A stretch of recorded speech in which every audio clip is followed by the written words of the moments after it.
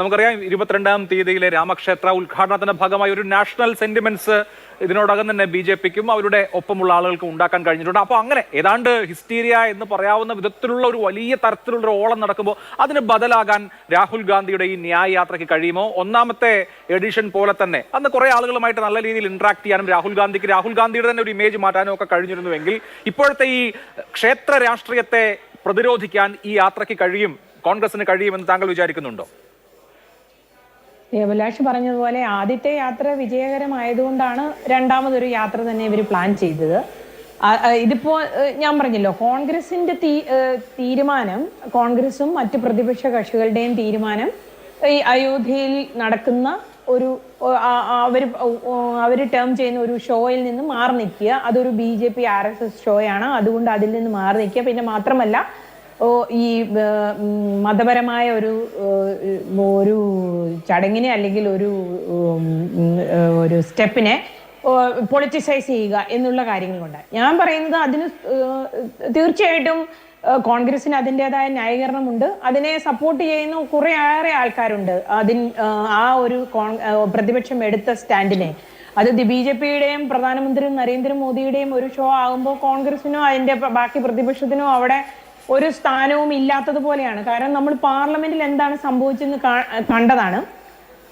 ഒരു മജോറിറ്റി എന്നുള്ള ഒരു ഉപയോഗിച്ച് എങ്ങനെയാണ് എല്ലാ പ്രതിപക്ഷാംഗങ്ങളെയും പുറത്താക്കിക്കൊണ്ട് ഈ രാജ്യത്ത് ഏറ്റവും കൂടുതൽ ഓരോ മനുഷ്യനെയും ടച്ച് ചെയ്യുന്ന വിധത്തിലുള്ള നിയമങ്ങളെ പോലും മാറ്റി എഴുതാനായിട്ട് അവർ ഓപ്പോസിഷനിൽ ആരുടെയും ഒരു വാക്കും കേട്ടില്ല എന്നുള്ളത് നമ്മൾ കണ്ടതാണ്. അങ്ങനെയുള്ള സാഹചര്യത്തിൽ തീർച്ചയായിട്ടും അതിനെ സപ്പോർട്ട് ചെയ്യുന്നു. അതായത് കോൺഗ്രസിനെ ശരിയായിരിക്കും, ഒത്തിരിയേറെ ആൾക്കാർ അതിനെ വിമർശിച്ചിരിക്കാം.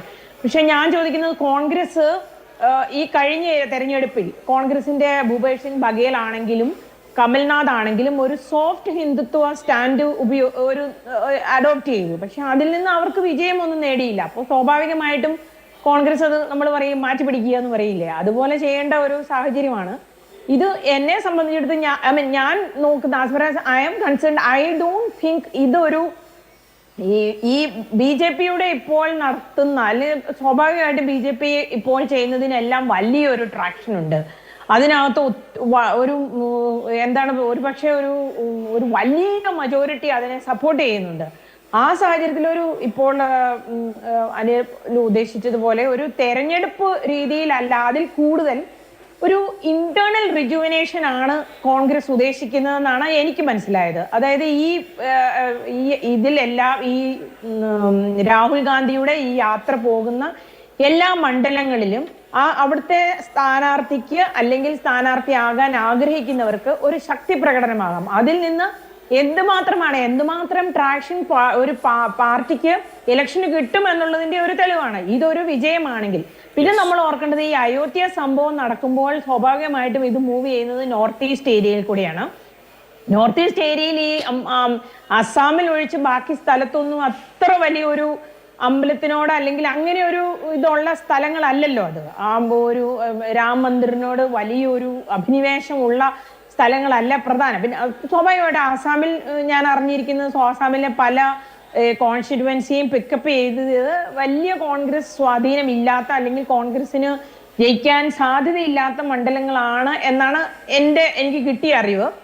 അത് വെച്ച് നോക്കുമ്പോൾ ഞാൻ പറഞ്ഞല്ലോ, ഒരു പൊളിറ്റിക്കൽ ഒരു ഇലക്ട്രൽ ഒരു ഗെയിം നോക്കി ആണെങ്കിൽ അതൊരു നല്ല സ്റ്റെപ്പ് ആയിരിക്കില്ല. പക്ഷെ ഇപ്പം അനിൽ ഉദ്ദേശിച്ച് പറഞ്ഞതുപോലെ ഇതൊരു വേറൊരു ഓൾട്ടർനേറ്റീവ്, ലൈക്ക് രാഹുൽ ഉയർത്തി കാണിക്കുന്ന ഒരു ഓൾട്ടർനേറ്റീവ് ജനങ്ങളോട് പറയാനും, പിന്നെ ഒരു ഇന്റേണൽ ആയിട്ട് കോൺഗ്രസിന് ഒരു റിജുവിനേഷൻ കൊടുക്കാനും. മൂന്നാമത്, ഇതിൻ്റെ അകത്ത് നമ്മൾക്കറിയാം, ഇപ്പൊ ഒപ്പോസിഷനിലാണെങ്കിൽ ഇപ്പൊ രാഹുൽ ഗാന്ധി അല്ലാതെ വേറെ ആർക്കും ഇതുപോലെ ഒരു യാത്ര ഓൾ ഇന്ത്യയിൽ നടത്താൻ പറ്റില്ല. ഇപ്പൊ കന്യാകുമാരി മുതൽ കാശ്മീർ വരെ നടത്തി, ഇപ്പോൾ മണിപ്പൂർ മുതൽ മഹാരാഷ്ട്ര വരെ നടത്തുന്നു. ഇത് രാഹുൽ ഗാന്ധി ഇപ്പൊ നോക്കുകയാണെങ്കിൽ ഇപ്പം ഈവൻ പ്രധാനമന്ത്രി നരേന്ദ്രമോദിക്ക് പോലും പറ്റില്ല ഇങ്ങനെ ഒരു യാത്ര.